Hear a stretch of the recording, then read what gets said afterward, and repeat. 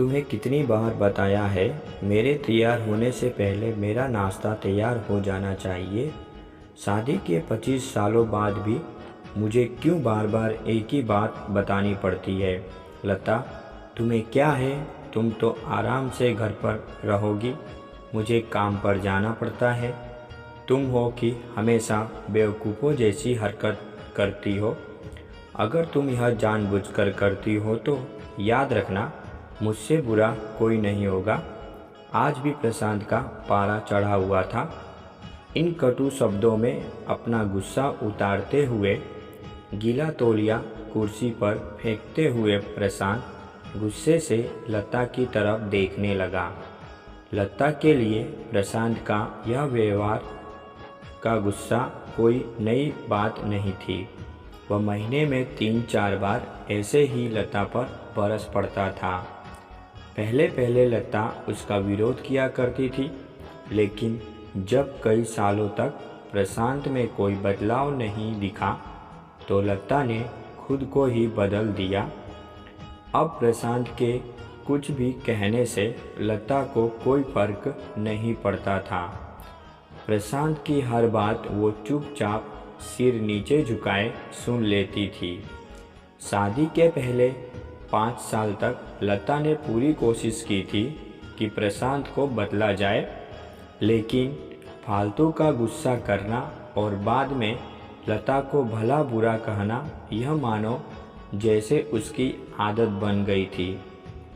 कोई भी वाद विवाद होता तो प्रशांत सीधा लता को बोल देता, अगर मैं तुम्हें अच्छा नहीं लगता तो क्यों नहीं चली जाती अपने मायके, क्यों रहती हो मेरे साथ। इतना सब कुछ होने के बावजूद लता प्रशांत के साथ रहती थी, क्योंकि उसे अपनी बेटी की फिक्र थी और वह जानती थी कि वो कहाँ अपने बूढ़े हो चुके माँ बाप को इस उम्र में परेशान करना वह नहीं चाहती थी।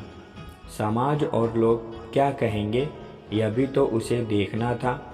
वह इतनी पढ़ी लिखी थी तो नहीं थी, लेकिन खुद जाकर कोई नौकरी कर सके और अपना और अपनी बेटी का पालन पोषण कर सके। लता को अब अपनी फिक्र नहीं थी। उसको फिक्र थी तो बस अपनी शादी लायक हो रही बेटी की। लता नहीं चाहती थी कि पति पत्नी के झगड़े की वजह से काव्या डिस्टर्ब हो। काव्या की पढ़ाई पूरी हो चुकी थी, उसके लिए अब शादी के रिश्ते आने लगे थे। कई रिश्तों को काव्या ठुकरा चुकी थी।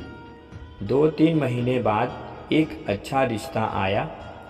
रिश्तेदारों और पहचान के लोगों ने भी लड़के के बहुत गुणगान किए थे।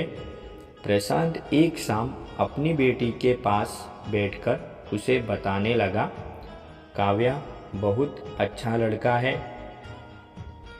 पढ़ा लिखा है, बड़ा घर है, बहुत अच्छी नौकरी है। ऐसे रिश्ते बार बार नहीं आते बेटा, इस बार मना मत करना। काव्या अपने पिता से ज़्यादा बात नहीं करती थी। शायद डरती थी या शायद नफरत करती थी, लेकिन आज वो अपनी पूरी हिम्मत इकट्ठा कर बोली, मुझे अभी शादी नहीं करना है पापा, मैं नौकरी करना चाहती हूँ, खुद अपने पैरों पर खड़ी होना चाहती हूँ। हाँ तो उसमें क्या बड़ी बात है। मैंने लड़के से बात की है, वह तुम्हें किसी बात के लिए नहीं रोकेगा। तुम शादी के बाद भी नौकरी कर सकती हो, वह तुम्हें नौकरी के लिए परमिशन दे देगा। प्रशांत बोला, मेरा नौकरी करना या ना करना उसकी परमिशन पर क्यों डिपेंड रहेगा पापा? काव्या ने पूछा। मैं कह रहा हूँ ना, तुम्हें किसी भी चीज़ की कमी नहीं होगी वहाँ। ऐसे रिश्ते बार बार नहीं आते, इसे ठुकरा मत, बहुत खुश रहोगी तुम वहाँ। प्रशांत बोला, पापा क्या मैं उतनी ही खुश रहूँगी जितनी मम्मी इस घर में खुश है? काव्या ने तंज कसते हुए कहा, आज तुम्हारी जबान कुछ ज़्यादा नहीं चल रही? प्रशांत गुस्से से आंखें बड़ी करते हुए बोला, पापा मुझे शादी ही नहीं करनी है, क्योंकि शादी के बाद अगर वह लड़का आपके जैसा निकला तो मैं क्या करूँगी? मुझे आपके जैसा जीवन साथी नहीं चाहिए, जो बिना बात के मुझ पर हमेशा चिल्लाए। मुझे कुछ भी अपनी पसंद का लेना हो तो 10 बार सोचना पड़े, कहीं वह नाराज़ ना हो जाए। मेरी तबीयत कैसी भी हो उसे परवाह ना हो। रोटी थोड़ी सी मोटी बन जाए तो घर सर पर उठा ले। उसकी चेक बुक ना मिले तो भी मेरा ही दोष निकाले और हर छोटी मोटी बात पर मुझे मायके जाने के लिए कहे। प्रशांत का गुस्सा 7वें आसमान पर था, लेकिन उसके मुंह से एक भी शब्द नहीं फूट रहा था।